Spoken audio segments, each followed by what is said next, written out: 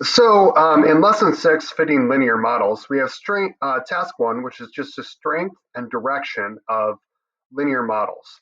So we're going to look at what direction the line of best fit goes. It's either going to go up and be a positive correlation, go down and be negative, or if it's kind of flat, there's going to be no correlation. So looking at here, this looks like it's a pretty strong negative correlation because the points are pretty close to the line. So I would just put in here strong negative correlation. Here, all of the points are pretty close to the line, and this would be more of a strong positive. This here, again, I would say probably a strong negative. The points are a little bit further scattered out. Then I would say it's probably just a negative, but this looks pretty strong. This looks like it's no correlation at all. So here we're going to say no correlation.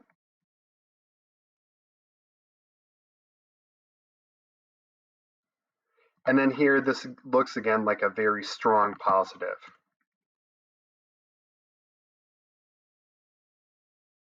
So what we're going to do next is fit these linear models with technology and look at the output. So I'm going to take my Python notebook.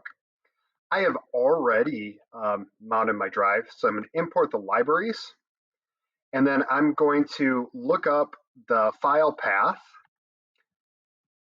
for two variable statistics for lesson 6.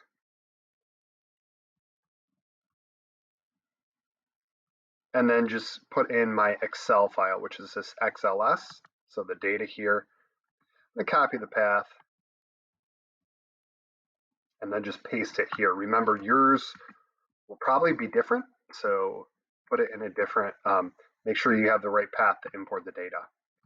So now what I'm gonna do is put in the scatter plot. So I did X1 and Y1 for these. So I did the drop NAs to get rid of any NA values.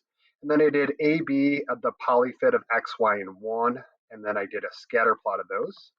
So that is how I made those scatter plots. We've done that before. So for the next one, all that I changed here was X2 and Y2. The rest of the code is the same. And then if you notice, that's a strong negative.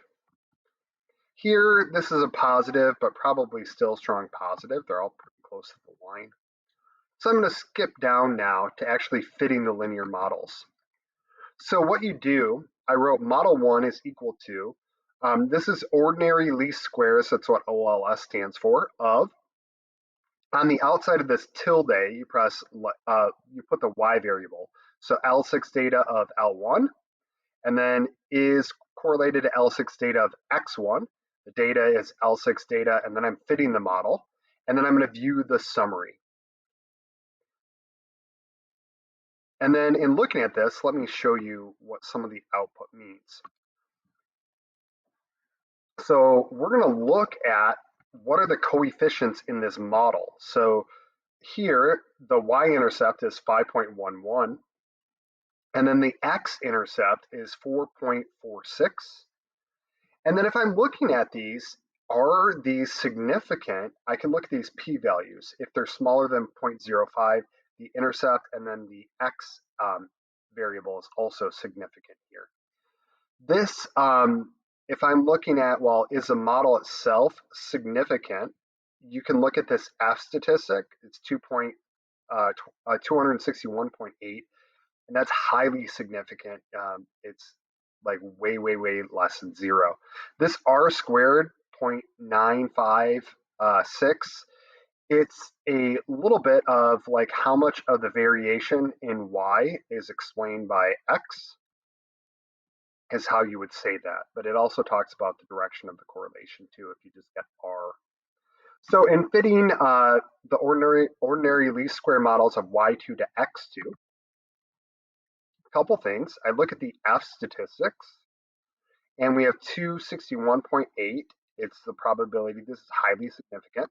Then I can look at the variables, negative 5.11, negative 4.46.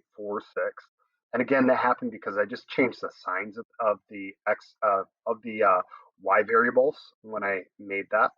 So the numbers are actually the same. So if I did y3, ordinary least squares of y3 to x3, and then fit the summary, you notice here, move that back, the F statistics is a little bit smaller. So the probability is 0.0002, still highly significant. Our R squared is smaller, 0.69, so it's going to be a positive correlation, but not as strong. And then I can get my coefficients. The y-intercept is 7.07. The x-intercept is 3.61. So those are some important things to know. And then we can do the fourth one, y4 to x4, just fitting the same model. Then I run that, and then you can look at the summary. The F statistic, 26.70. Probability is the same. Remember, I just reversed those. So then my coefficients just change signs. The y-intercept is negative 7.07, and then the slope is negative 3.61. And then for x5 or y5 and x5, I can fit the data. Here, my F statistic is 0.1365. It's not significant at all. Remember, that was the one that was, the data was all over the place, and the line was kind of just through the middle a little bit. So this is not significant. If you look, even the R squared, it's 0.01. It's very low. There's not much of a correlation between those.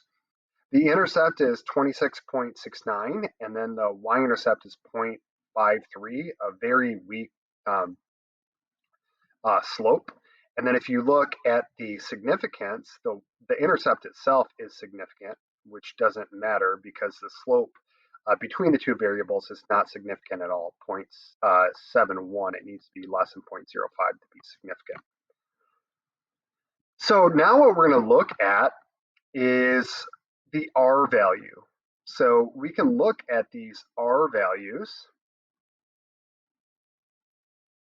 and we can look at, is it no relationship if the R value is between 0 and 0.25. It's a weak positive if it's between 0.25 and 0.5. And then if it's between 0.5 and 0.75, it's a positive. And then if it's greater than 0.75, it's a strong positive. And then the R value can be, it's between +1 and -1. So -1 is a perfect correlation. And then if it's greater than -0.75, it's a strong negative. Between -0.5 and -0.75 is negative, and then so on. So we're going to look at the R values in those relationships and talk about them. So I'm looking at here, the first R value is 0.97. That's a strong positive. Remember, if we go back and look at that, it would fit right in here. The second one between x2 and y2 is negative 0.97, so that's a strong negative. Remember, I just changed the signs, so that's why those the R values are just changing from positive to negative. So if I did x3 and y3, it's 0.83. That's still a strong positive. And here, if I did this, it's negative 0.83. That's a strong negative.